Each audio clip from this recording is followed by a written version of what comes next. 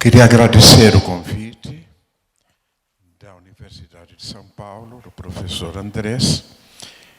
E a minha tarefa não é fácil, porque nós vamos abordar um assunto extremamente difícil, que mobiliza por demais todos nós, mobiliza nossas emoções e nos deixa comumente impotentes quando nos defrontamos com situações terríveis em que, às vezes, a nossa ação é nula, porque o evento já ocorreu, ou, se nós tivermos sorte, podemos identificar precocemente o sofrimento mental e emocional e podemos ajudar as pessoas em sofrimento. A ideia suicida é universal. Se eu perguntasse para vocês quem já pensou em suicídio, eu tenho a impressão que metade da plateia levantaria a mão. E a outra metade pensou, mas não lembra. Ficou inconsciente. Mais longe. Tá bem. Vocês me ajudam com o som. Então, a ideia suicida, ou melhor, a ideia da morte, é uma ideia muito próxima, porque quando nós entramos em contato com a realidade da morte, é um choque. Geralmente, o contato com a realidade da morte ocorre na infância, mas ela vai ficando mais clara quando nós entramos no período de latência e vamos nos aproximando da adolescência. Vocês sabem que os adolescentes, eles ficam tão, vamos dizer, frustrados com a ideia da morte que eles, com muita frequência, tentam fantasiosamente controlar a morte. Por isso que os adolescentes são tão impulsivos, né? Eles gostam de corridas de automóvel, eles gostam de riscos, e eles sentem um prazer, muitas vezes quase orgástico, quando eles conseguem vencer a morte. É uma espécie de ordalho, né? Ordalho seria uma espécie de teste. Será que a morte é superior a mim? Ou eu posso correr riscos e controlar a morte? Mas, como eu dizia, nos meus estudos, aqui no nosso meio, nós encontramos 12% de pessoas que já tentaram suicídio ou pensaram seriamente em suicídio. Provavelmente, a estatística é a mesma em relação a vocês. Talvez até um pouco maior, porque eu imagino que muitos de vocês estão aqui justamente porque perderam pessoas por suicídio, entraram em contato com pessoas que pensaram em suicídio, ou vocês mesmos já tiveram essas ideias. Então, de alguma forma, a ideia de suicídio está sempre presente na nossa mente, porque ela está ligada à ideia da morte. Então, a morte é outro assunto que é muito difícil também de abordar. É difícil de abordar, primeiro, porque nós não sabemos o que é a morte. Nós não temos representação mental do que seja a morte. Nós não sabemos exatamente o que é a morte, mas nós sabemos o que é o medo da morte. Mas não é da morte em si, porque a morte é nada. Nós deixamos de existir, não há mais nada. A não ser, evidentemente, que nós acreditemos em alguma vida após a morte, que é um assunto que nós vamos abordar daqui a pouquinho. Então, transformar-se em nada é um pensamento insuportável. Provavelmente vocês, em algum momento da sua vida, imaginaram como seria ser nada, isto é, não ser. Se nós começamos a pensar nisso com certa profundidade, a nossa mente não suporta. Não suporta e nós desviamos o assunto para qualquer outra coisa. Então, é um assunto irrepresentável. Não há palavras, não há símbolos verbais e emocionais que possam descrever os sentimentos que nós temos quando nós nos sentimos aniquilados. Aniquilamento, desfazimento, inexistência, são termos que nós, os psicanalistas, usamos. Terrores de aniquilamento. Quando o bebê nasce, ele sente algo que nós chamamos terror de aniquilamento. Ele não sabe se ele vai viver ou se ele vai deixar de existir. E ele somente vive porque ele encontra uma mãe, um seio, um abraço, uma pele, que de alguma forma junta os pedaços e permite que ele gradativamente vai ganhando confiança de que ele vai ser capaz de sobreviver, identificado com esse objeto, essa mãe, que na verdade é representante do mundo. O mundo vai lhe dar condições a esse bebê para que ele viva.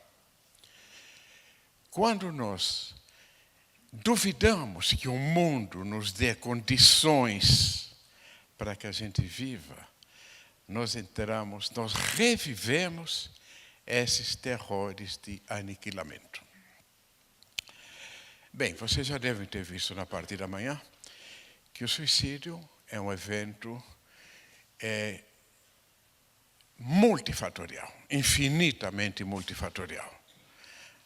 Não existem causas de suicídio, existem fatores de suicídio, fatores que levam ao suicídio, que são os mesmos fatores que levam ao sofrimento mental. Então, nesse momento, eu já vou dizendo para vocês que discriminar o que é sofrimento mental e suicídio é difícil. O que o suicídio é o elo final de uma longa história que culmina com esse ato. Mas muitas e muitas pessoas têm a mesma longa história, ou histórias parecidas, e não se matam. Então, nós vamos tentar discriminar aqui quando esse sofrimento mental culmina em suicídio e quando, felizmente, a pessoa sobrevive, mesmo com todo esse sofrimento mental.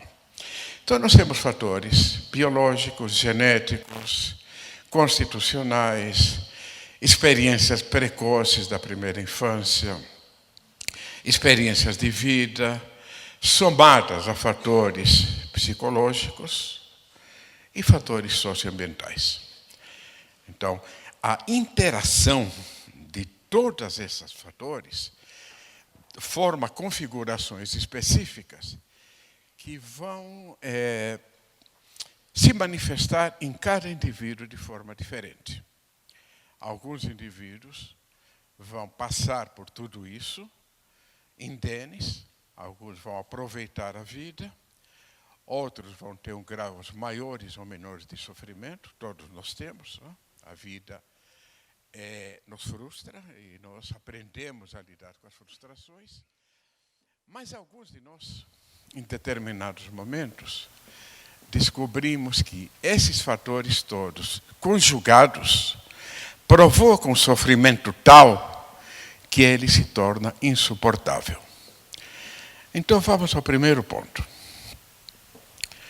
A pessoa vai tentar suicídio quando ela não suporta alguma coisa, quando alguma coisa se torna insuportável. O sofrimento é insuportável. Nós temos que fugir desse sofrimento insuportável. Vamos pegar um exemplo mais simples, que tem a ver mais com fatores externos. Imagine uma pessoa sendo torturada, um preso político, ou um preso numa delegacia, que está sendo torturado. Por que ele está sendo torturado, vocês podem imaginar, não importa. Ele está sendo torturado. Ele está sendo sujeito constantemente a dores físicas terríveis, dores emocionais terríveis, e ele não tem o que fazer, ele não tem qualquer arma em que ele possa lutar contra essa tortura, porque ele está totalmente dominado pelo mundo, pelo entorno, que, por sinal, cria sofisticado sistema de tortura. Os torturadores, eles são sádicos. Eles sentem prazer em ver a outra pessoa sofrendo. Por outro lado, o torturador, em geral, ele precisa que o torturado continue vivo. Ou porque ele precisa de informações do torturado, ou simplesmente porque ele sente o prazer de continuar torturando. Então, é importante que o torturado não morra para poder continuar sendo torturado.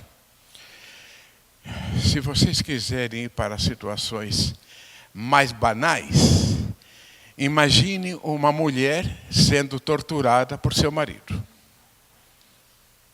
Tá? Ou um marido torturado pela mulher. Tá? Eu conheço mais o segundo caso. Mas é mais... na prática, são as mulheres, em geral, que são mais frágeis, né? que apanham, que são xingadas, que não podem sair de casa, que são aprisionadas e que não têm sequer condições de tocar sua vida, porque estão numa dependência, às vezes financeira e às vezes emocional muito grande. Então, essas situações de tortura, em graus menos dramáticos, nós vamos encontrar em toda a sociedade, nas famílias, nas instituições, nos bullying. O bullying é uma espécie de tortura. Assédio moral, assédio sexual, são variações da tortura. Mas eu estou me referindo agora à tortura máxima, propositalmente para que vocês fazer uma hipérbole, né? Tornar a coisa ao máximo para que vocês imaginem. A mente do torturado e o corpo do torturado, e na verdade mente e corpo estão sempre ligados, num determinado momento o sofrimento é tão grande, mas é tão grande, mas é tão grande, que a única saída é parar com esse sofrimento. Como não há nenhuma forma de parar com o sofrimento, surge a ideia de que é melhor deixar de existir para eliminar o sofrimento. Então, nesse momento, vem a ideia da morte ou do suicídio. Os torturadores odeiam que seu torturado se suicide. É muito improvável que o torturado se suicide, a não ser que o torturador não tenha tomado cuidado. Não, vocês conhecem, os mais velhos conhecem a situação do nosso, eu ia dizer nosso amigo, mas enfim, do nosso compatriota Vladimir Herzog, que foi torturado pela ditadura e foi dado como suicida. Ele não se matou, ele foi morto. Quer dizer, ele não resistiu à tortura. Então, deixar de existir frente a um sofrimento mental insuportável é um fator ligado ao suicídio. Há uma coisa interessante, porque o suicida, consciente ou inconscientemente, ele também frustra o torturador. Ele se vinga do torturador. Ele torna o torturador impotente. Porque uma vez ele estando morto, o torturador não tem mais o que fazer.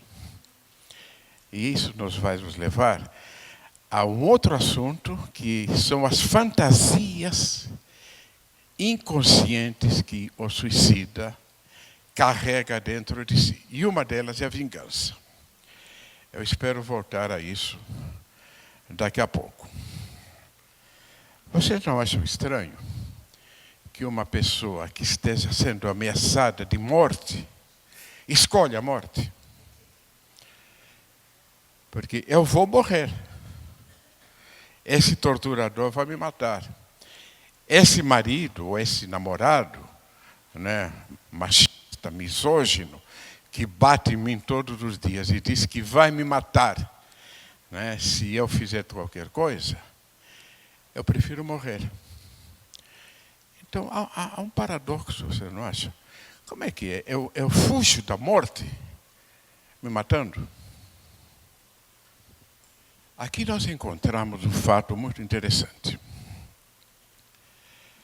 Quando nós atendemos pacientes que tentaram suicídio ou que estão pensando seriamente em suicídio, e a gente conversa com eles, mas você quer morrer? Você queria morrer? Os pacientes nos dizem, eu queria, não era bem morrer, eu queria sumir. Eu queria desaparecer. Eu queria dormir para sempre. Por quê? Porque não existe registro da morte na nossa mente. Então, na verdade, o que o paciente quer é fugir do sofrimento. E a morte passa a ser uma saída que, na verdade, não é a saída escolhida.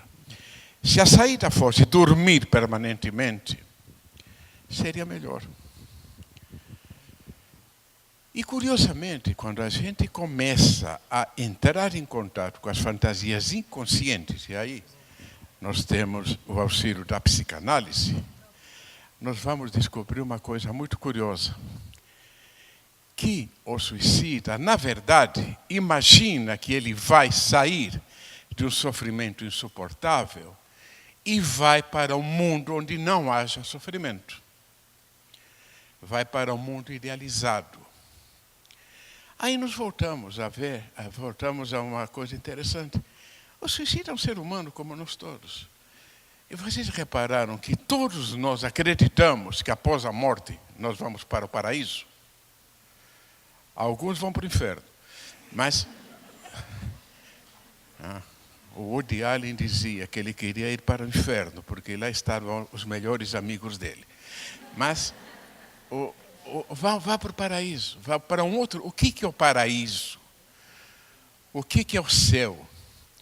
O que é esse mundo idealizado, onde não há sofrimento, não há desejos, ou os desejos são realizados instantaneamente. Logo, não há desejo, não há dor, não há frustração. Todas as religiões se baseiam na fantasia de que após a morte nós vamos para um mundo melhor. E nós temos que fazer determinadas coisas, orações, ser bons, não cometer pecados para irmos para esse outro mundo idealizado. Isso é universal. Mesmo aquele ateu que não acredita em nada, tem um registro inconsciente de que existe esse mundo idealizado. Não é consciente. Mas vocês vão ver, por exemplo, imaginem um suicida islâmico que vai se explodir e homem-bomba, que vai se explodir e vai levar em volta os infiéis. Os infiéis são os inimigos. Se vocês se defrontarem com esse suicida e vocês olharem para ele, vocês vão ver que ele está num estado de místico, de beatitude, como se ele fosse se encontrar com Deus no paraíso. Ele tem certeza disso. Ele vai ser um herói no outro mundo. Por isso que é difícil para nós ocidentais que temos medo da morte, combater terrorista suicida.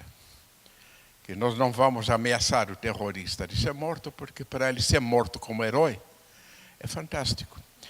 Então, o terrorista suicida é um exemplo bom de que após a morte ele virá para um outro mundo muito melhor do que o mundo atual.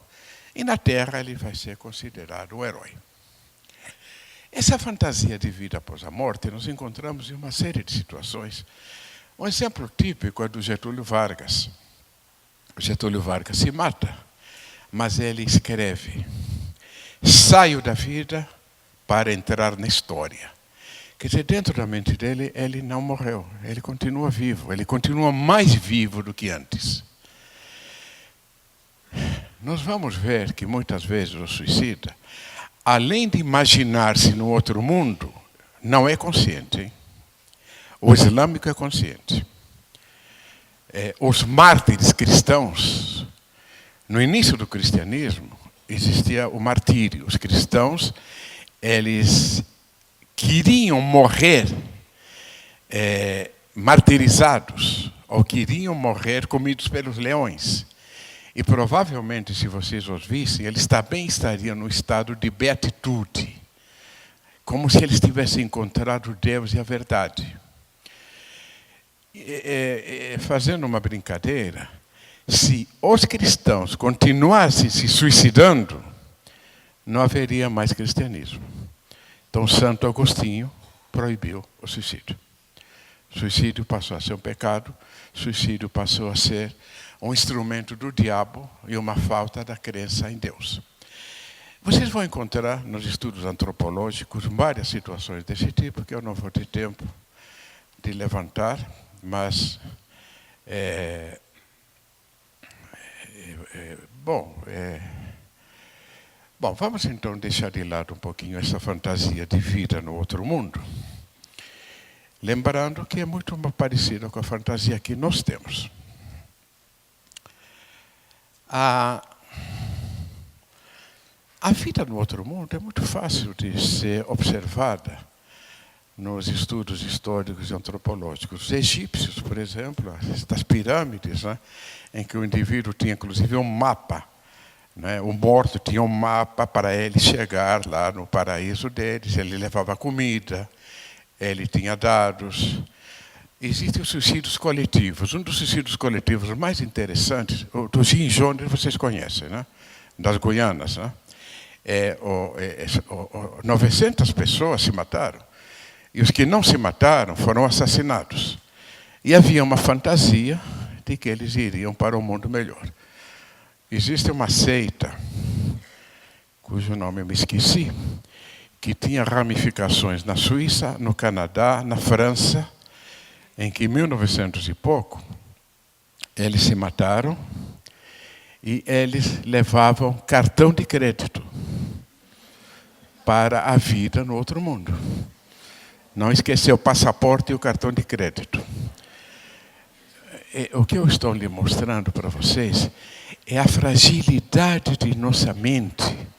Como a nossa mente pode ser facilmente alvo de personalidades fanáticas que prometem o céu, que prometem o paraíso. Essas personalidades fanáticas geralmente fundam seitas religiosas e vai uma quantidade imensa de pessoas que querem a salvação, porque vão salvá-los do quê? Da miséria na terra. Quanto mais sofridos nós somos, quanto mais miseráveis emocionalmente e financeiramente, maior o risco de um líder fanático nos convencer que ele vai nos salvar. Isso é fácil de compreender. O Hitler fez isso. A Alemanha estava na miséria, inflação de milhões %. O Hitler apareceu e disse: eu vou levar vocês para um mundo em que os seres superiores vamos dominar o mundo. Líderes fanáticos existem aos montes. O líder fanático é aquele que promete que vai salvar a humanidade, ou vai salvar o país, e vai salvar a sociedade. O líder fanático faz mais ou menos o mesmo que nós, suicidas ou não, fazemos. O inimigo está fora e nós somos superiores. Isso em psicanálise se chama splitting, cisão da mente. O fora, nós contra eles. Vocês são os inimigos, nós somos os superiores e nós temos que eliminar os inimigos. Vocês repararam, por exemplo, que os jovens europeus que vão para a Síria, Iraque e se juntam ao Estado Islâmico, ingleses, suíços e franceses, adolescentes em geral, eles se juntam ao Estado Islâmico porque o Estado Islâmico lhes promete uma vida superior no outro mundo. O que tem de comum esses jovens? Fragilidade egóica, dificuldade de se sentir existentes. E daqui a pouco eu vou falar um pouquinho dos adolescentes atuais e da dificuldade que nós, seres humanos, nesta sociedade, principalmente os adolescentes, a dificuldade de sentirmos-nos existentes. Se passar aqui uma banda marcial com berros, né, dizendo que vai nos salvar, que se nós fizermos determinadas coisas, todos nós nos salvaremos, a chance da gente ir atrás feito carneirinho é muito grande. Porque isso aconteceu em toda a história da humanidade. E se eles falarem que os inimigos nossos são os negros, os homossexuais ou os judeus, nós vamos sair matando o negro, homossexual e judeu. Isto aconteceu em toda a história da humanidade. Então, para fugir de uma sensação de não existência, nós vamos para um mundo superior, que pode ser extraterreno ou pode ser terreno, em que nós vamos matar a nossa humanidade. Porque na hora que nós vamos atrás desse grupo para matar judeu, nós deixamos de ser humanos. Nós nos sentimos superiores, mas nós matamos a nossa capacidade humana. Quando, na ditadura argentina, os ditadores estavam com a popularidade diminuída, o que eles fizeram? Inventaram uma guerra com a Inglaterra, Guerra das Malvinas. Os jovens perdidos apoiaram a guerra e foram morrer nas Malvinas. Um monte de voluntários. Precisa ter alguma coisa que faça com que eu me sinta poderoso. Vocês viram que, imperceptivelmente, eu saí do suicídio individual e comecei a falar um pouco da autodestruição que está sempre presente na nossa cultura e na nossa humanidade. Mas vamos voltar ao suicídio individual. E vamos pegar agora uma situação, não do torturado, vamos pegar uma situação daquele indivíduo que perdeu os referenciais. Nós vivemos a partir de determinadas normas que, de alguma forma, nos dão uma segurança em relação à nossa identidade. A primeira coisa que nós precisamos é que nós sentimos existentes. A gente se sente existente a partir do olhar do outro. O primeiro ser humano que diz que eu existo é o olhar da mãe. Se eu tiver o azar de eu ter uma mãe que não me olhou amorosamente, eu vou introjetar, é um termo psicanalítico, mas vocês entendem, eu vou colocar dentro de mim um não olhar. Um olhar negativo, um olhar malvado. A somatória dessas experiências na sociedade faz com que eu me sinta não existente, ou eu vacile na minha existência. Quando nós atingimos a adolescência, se nós vivemos numa sociedade que nos dá o mínimo de segurança, de figuras de identificação positivas, de um mundo em que nós podemos confiar que, mesmo com dificuldades, esse mundo nos dará oportunidades para que nós possamos realizar-nos como pessoas. Ainda que a gente lute, se esforce, tudo bem. Mas se esse mundo nos coloca numa situação de anomia, é um termo de Durkheim, em que nós ficamos perdidos, nós não sabemos mais para onde vamos, o que somos, o que eu vou me formar e eu vou ter emprego, eu vou poder sustentar minha família, o que eu faço? Eu fico aqui ou vou para a Austrália? E será que na Austrália eu vou ter que sair do país? Mas aqui a situação está ruim. A gente nunca sabe que as pessoas falam a verdade, falam mentiras, tudo é corrupto, tudo é confuso, tudo é atrapalhado. Eu não entendo mais nada. Aí a gente começa a enlouquecer. É uma loucura que todos nós vivemos, todos os dias. Mas imaginemos que nós começamos a enlouquecer numa sociedade anômica e, ao mesmo tempo, por azar, nós não tivemos a oportunidade de constituir uma mente suficientemente forte que nos faça lidar mais ou menos com isso. Então, nós começamos a ficar perdidos, deprimidos, falta de confiança. O exemplo que eu queria dar para vocês é dos índios Guarani Kaiowás de Dourados. Vocês devem ter ouvido falar que em Dourados, desde há muitos e muitos anos, 20 ou 30 anos, os índios estão se matando. A quantidade de suicídios entre os índios Guarani Kaiowás é epidêmica. Todo ano se matam 3, 4, 8, 10, principalmente jovens. O estudo dessa cultura, feita por antropólogos e psicólogos, mostrou a complexidade do fenômeno, evidentemente, mas basicamente a anomia. Eles perderam seus referenciais. Eles não têm mais a cultura, a religião, as normas. Os velhos se perderam. Eles estão invadidos pelo álcool. Tiraram as suas terras. Eles estão andando pelas ruas como mendigos. Estão alcoolizados. Estão cercados de igrejas evangélicas e católicas que tentam convertê-los e eles não sabem mais o que eles são. E eles se matam. Eles se matam, às vezes se matam em grupo.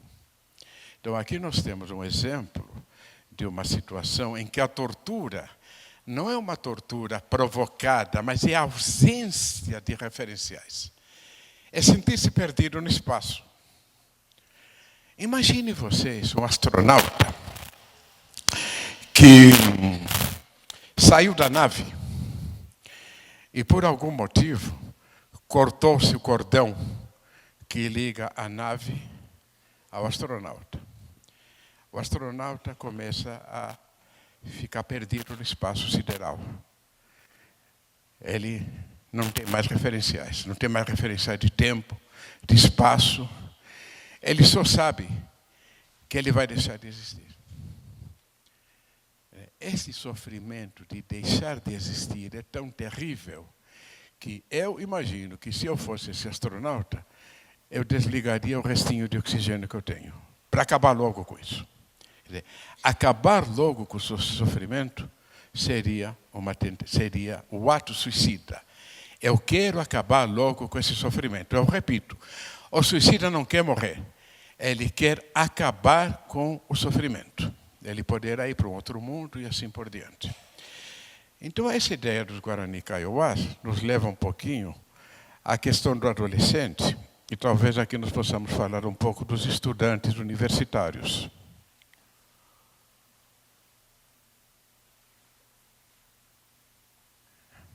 Na adolescência, a chance de depressão aumenta. Aumenta por fatores próprios da idade. O adolescente, de repente, se vê frente a um mundo em que ele tem que fazer uma transição, em que ele perde a segurança da infância e vai como que pular um precipício para ir para um outro mundo desconhecido. Repare que, se esse mundo desconhecido for esse que eu descrevi, é muito complicado.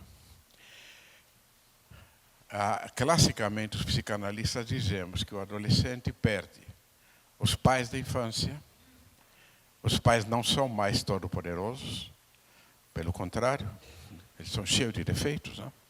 Os pais do adolescente são altamente decepcionantes. Porcaria, não vale nada. Né?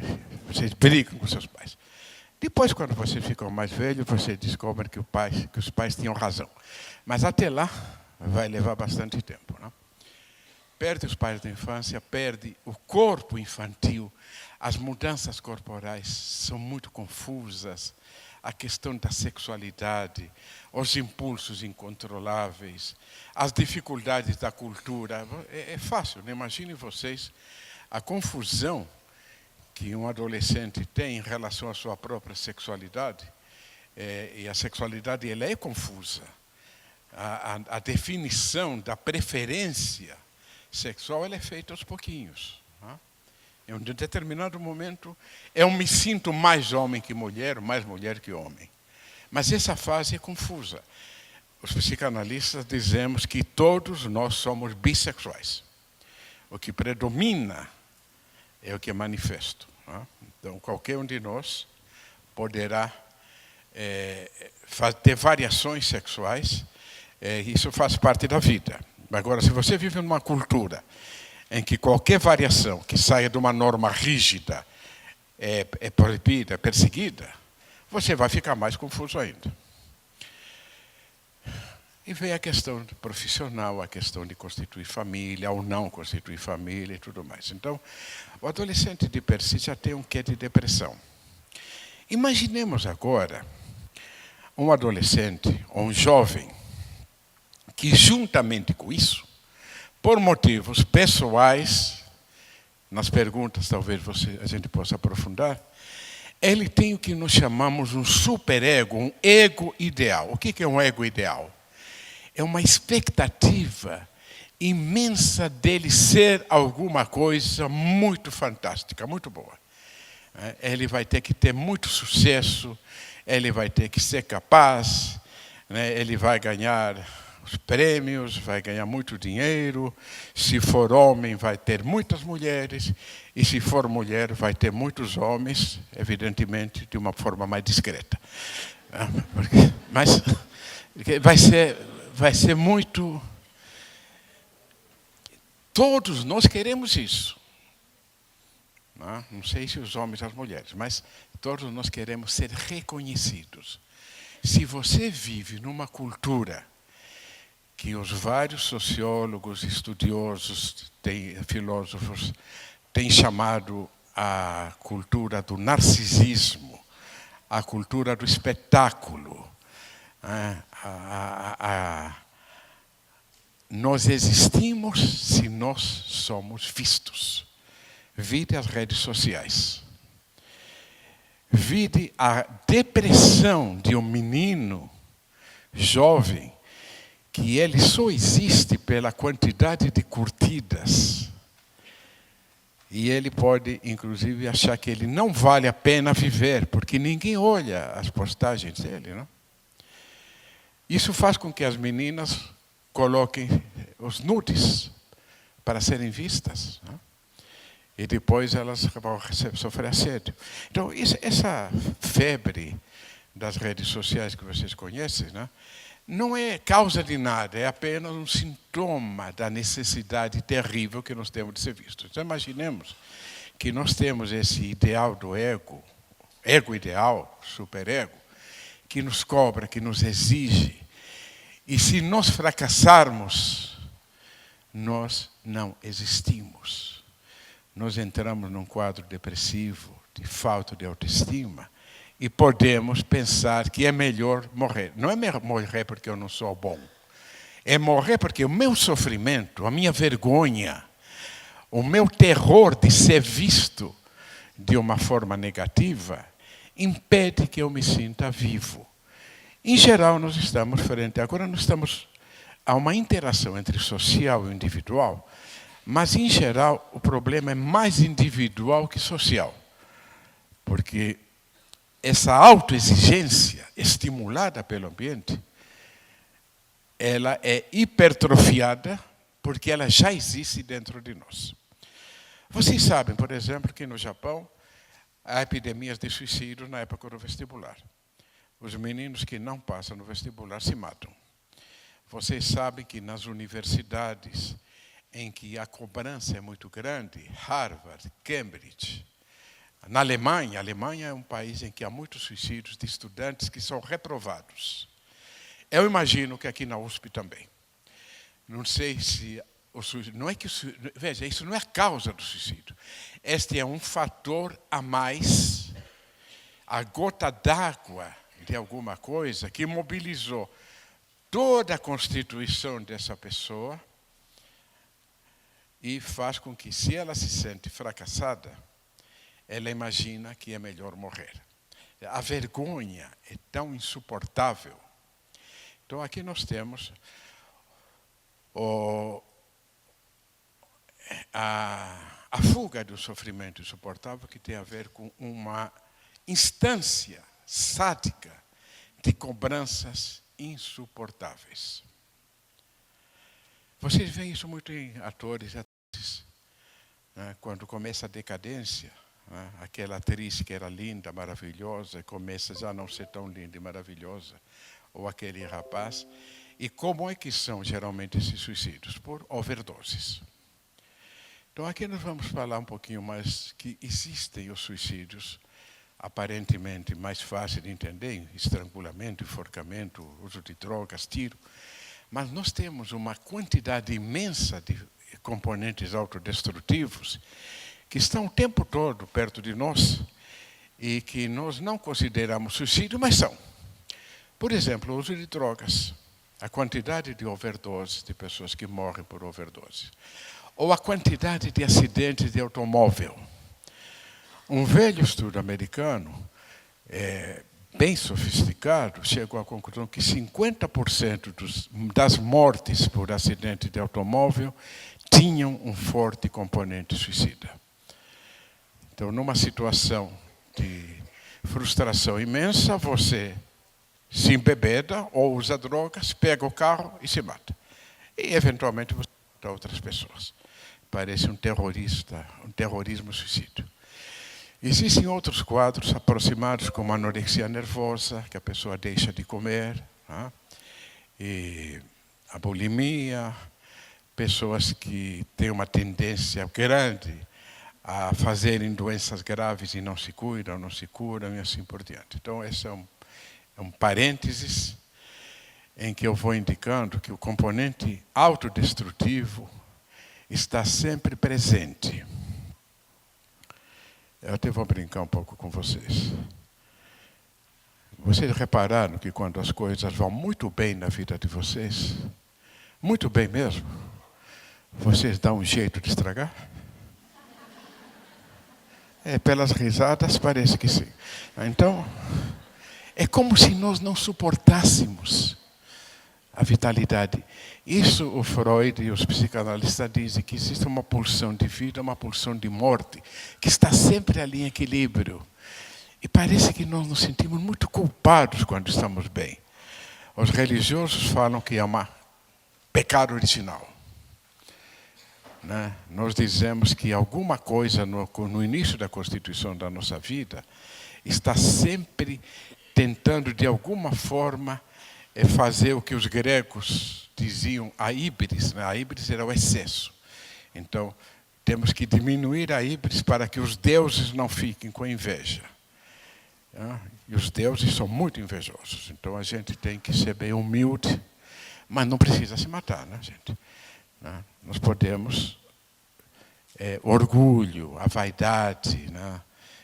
Muitas vezes as personalidades narcísicas, e aí vamos pegar um executivo. Aquele executivo, de vez em quando aparece no jornal. O outro dia apareceu o Epstein, que se matou na cadeia, né? Era um executivo de muito sucesso. Milhões e milhões e milhões. Ao mesmo tempo, ele era pedofílico. E foi preso. E se matou. Então, é como mostrando que nós temos várias partes da mente que funcionam ao mesmo tempo. No Japão, o sujeito ele é famoso e tal, mas se ele for pego no ato de corrupção, ele se mata. Porque isso faz parte da cultura.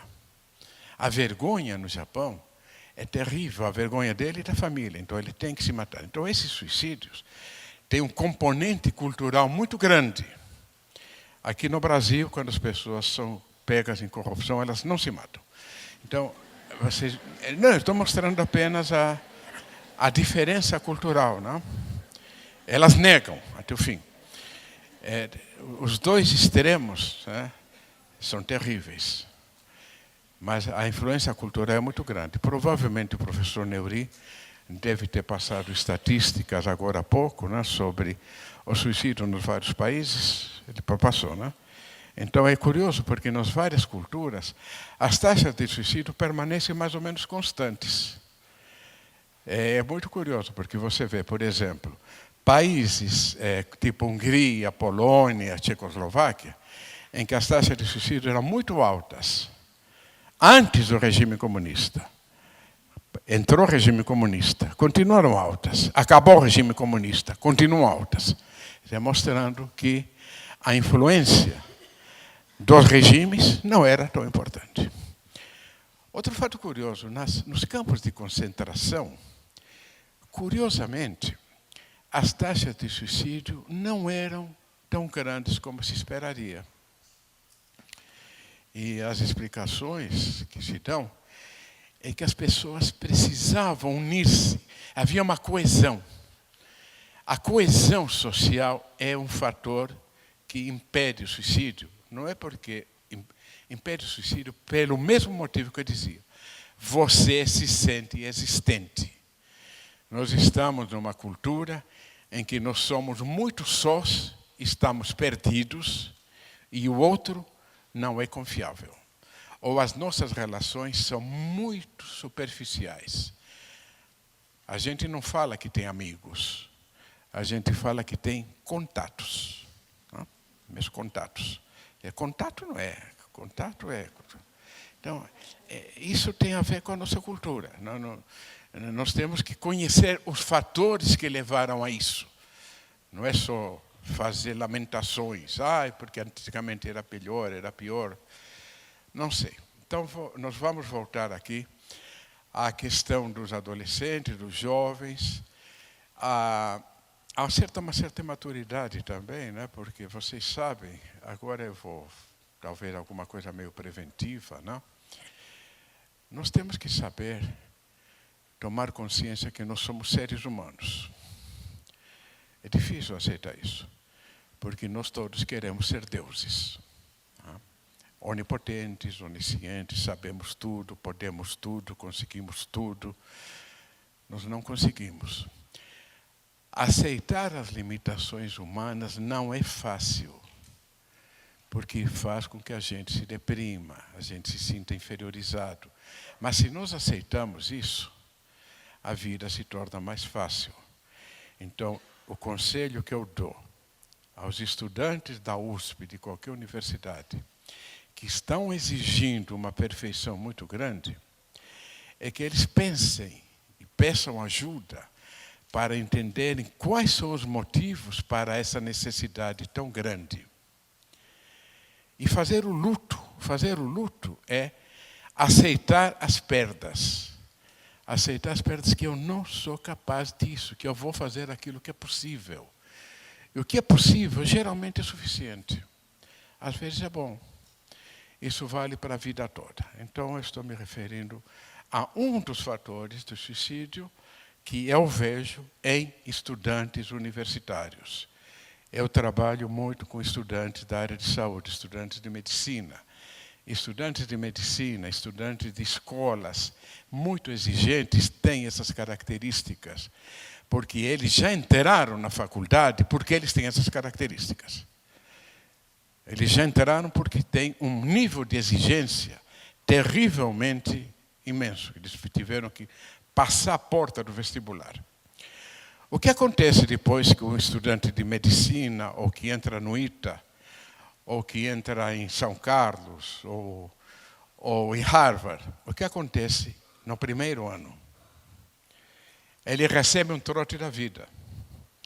Ele descobre que ele, que era o primeiro aluno em todo o colegial e no cursinho, ele não dá conta das matérias.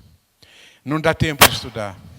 As cobranças são muito grandes, as exigências são muito grandes. E para piorar, os colegas dele são todos os primeiros alunos da classe. Então não dá para comparar. Então, aí, se a pessoa não tiver uma estrutura emocional ou não pedir ajuda, ele vai se sentir inferiorizado. A maioria dos atos suicidas em universitários tem este componente, mas não reduzamos a este componente.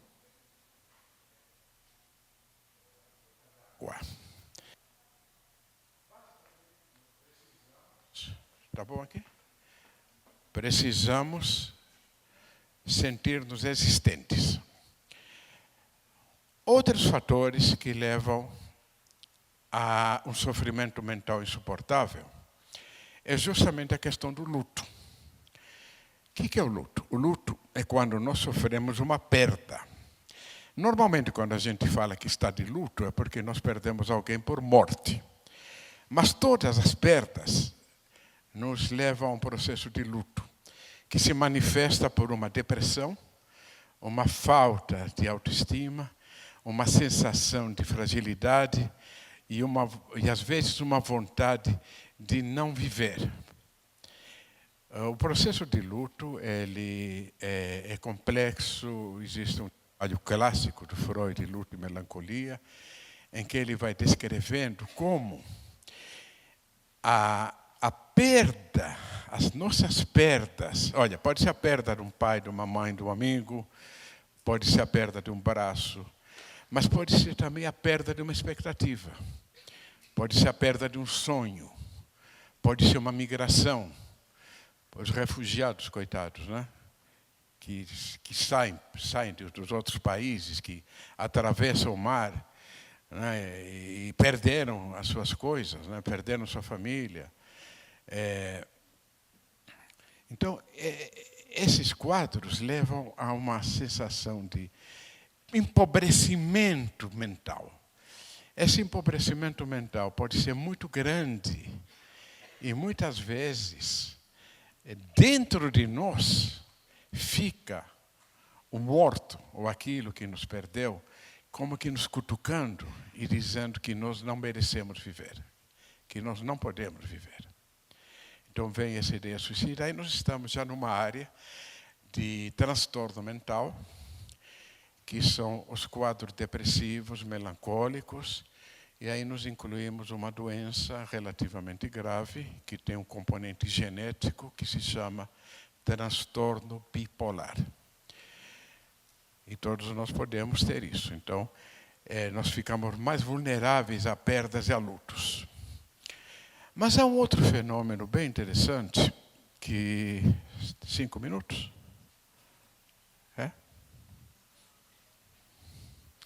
Eu tenho que fazer o luto por tudo aquilo que eu gostaria de falar. Nós temos a questão... Vocês perceberam a quantidade de mocinhas que, quando perdem o namorado, tentam se matar? Algumas de vocês aqui? Por quê? Por que perder o namorado é motivo para morrer? É claro, nós podemos ter quadros mais sérios. Não vai me dar tempo aqui de falar dos quadros que nós chamamos borderlines, que são aqueles quadros em que existe uma falta de constituição da mente que impede que nós suportemos a frustração. E os adolescentes, todos nós, para preencher o nosso vazio, nós nos ligamos fortemente a alguém. Esse alguém pode ser um pensamento fanático, pode ser uma religião fanática, né? Pode ser uma droga, tá? Pode ser um partido político fanático. Mas muitas vezes é uma pessoa. Então, essa pessoa, ela é escolhida como aquela pessoa que vai nos salvar, que vai nos preencher. Vulgarmente chamado de príncipe encantado. Ou a fada, né? Aquela princesa que vai nos salvar. Depois de algum tempo, a gente descobre, obviamente, que ela não vai nos salvar. E se a gente a ama, a gente consegue suportar as diferenças. Mas nesse momento da paixão, nós criamos uma expectativa. Olha de novo o ideal, né? uma expectativa muito grande de que aquela pessoa vai nos preencher. E se aquela pessoa nos decepciona, nos abandona, e nós temos uma mente fragilizada pela Constituição, nós sentimos que vamos morrer. Nós sentimos que vamos ser aniquilados. E nesse momento a ideia suicida aparece. Aqui é importante lembrar que a ideia suicida tem uma função de ir para um outro mundo, mas também tem uma função agressiva. Eu vou punir aquela pessoa que não preencheu o meu vazio. Eu vou punir a sociedade que não preencheu o meu vazio. Por isso que o suicídio sempre foi condenado por todas as sociedades. Os cadáveres eram cortados, não havia direito a enterros, eram enfiadas estacas no seu coração. Como o suicida tinha que ser punido, porque o suicida, de alguma forma, denunciava que a família ou a sociedade não tinha sido capaz de cuidar dela. E havia medo que o suicida se vingasse. Na China antiga, os soldados, antes de uma batalha, alguns soldados se matavam no campo de batalha para que seus espíritos raivosos assustassem os inimigos. Ter um suicídio na família é terrível, porque o suicida está nos assombrando. O suicida também ele é vingativo. Coitado, ele não sabe disso. Né? Mas ele está vingativo. Ele manda bilhetes suicidas. Né? Eu não suporto mais viver. Sei que vocês fizeram o máximo que puderam. Perdoa o fulano. Perdoa o fulano significa que fulano não foi capaz. Então, esse componente agressivo está presente muitas vezes, faz com que o suicida muitas vezes seja mal visto e provoque raiva.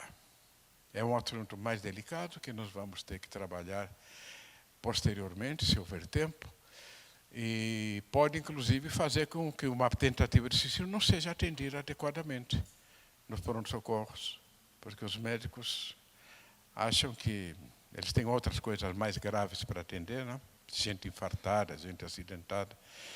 Então, nós estamos aqui com outro problema que, de novo, eu digo que não vai dar tempo para a gente abordar.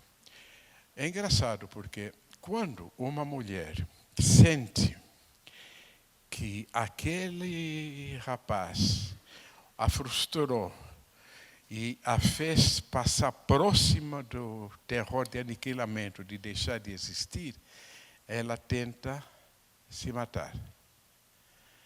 O que os homens fazem? Matam as mulheres. Então, aqui nós vamos ter uma diferença muito interessante em relação a gênero. E vocês, felizmente, agora o feminicídio é um termo que pegou, e vocês estão vendo a quantidade imensa de mulheres que apanham, são violentadas e são mortas porque elas abandonaram o rapaz.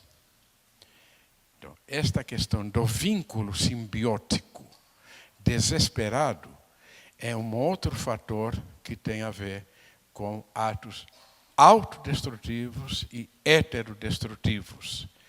E quando nós vamos estudar esses pacientes, nós vamos verificar que eles tiveram a infelicidade de não terem tido condições de constituir uma mente suficientemente sólida que vem lá dos tempos de bebê. E, para terminar, com muita pena, eu tenho um amigo que diz que a pior coisa é dar um microfone para alguém, é muito perigoso. Para terminar,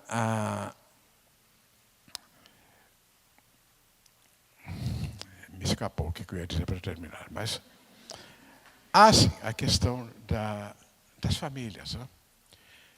Como estão nossas famílias na nossa sociedade? Sem nenhuma questão moralística, se é mal, se é bom, nada disso. As famílias evoluem, os seres humanos evoluem, a vida é cheia de oscilações, né? Um governo de esquerda vira um de direita vira de esquerda vira de direita, depois tem uma revolução, depois mata um monte de judeu e negro, depois eles são homenageados. A história da humanidade é toda cheia de ciclos. Famílias também. Então, nós temos novas famílias. Mas nestas novas famílias, no nosso meio, as famílias não têm mais condições de dar segurança a seus bebês, às suas crianças. Porque tem que trabalhar, porque há uma cobrança exagerada, porque não há apoio social, porque não há instituições que nos ajudem a cuidar, a nós cuidarmos para cuidarmos de nossos bebês. Então nós vemos populações imensas de crianças abandonadas, de crianças na FEBEM, de crianças que, para se sentirem existentes, se ligam ao tráfico de drogas, se ligam às milícias, se ligam à bandidagem. Não é que elas são bandidas, é que é o único lugar onde elas são vistas.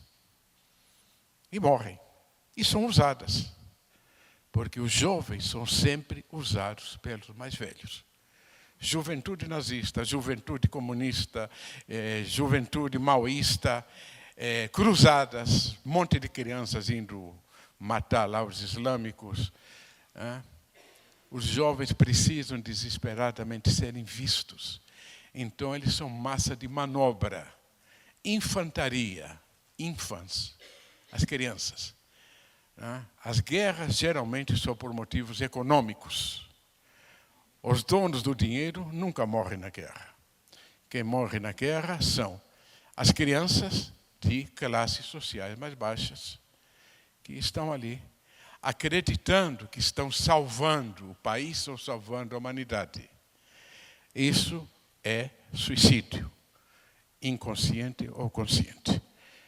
Eu termino por aqui e, quem sabe, depois nós podemos continuar conversando.